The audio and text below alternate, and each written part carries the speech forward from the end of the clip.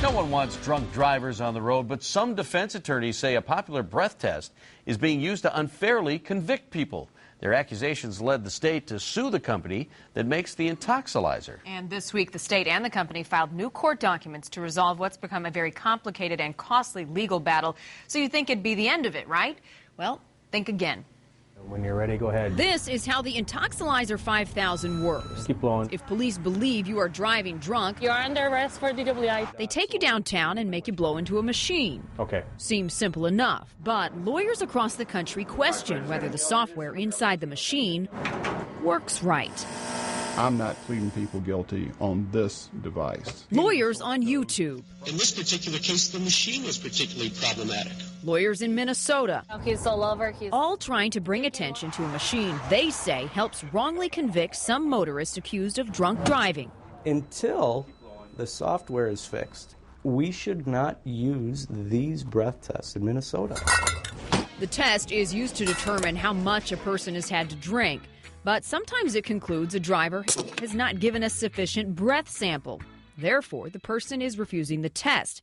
How much you had to drink tonight? That's a crime more serious than a DWI.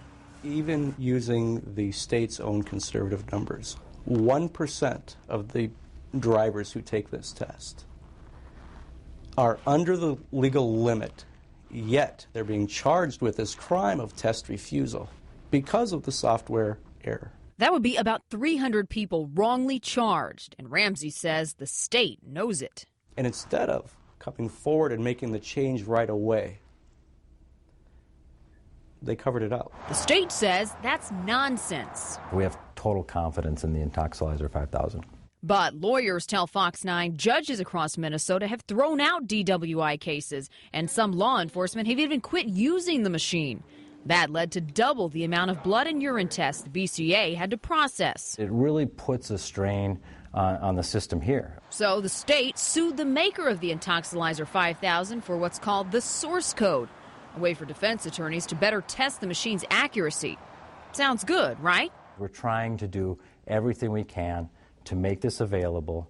Not everybody's going to be happy with the settlement, but we want to make sure that there at least is a mechanism for those attorneys and those defendants to have access to that information.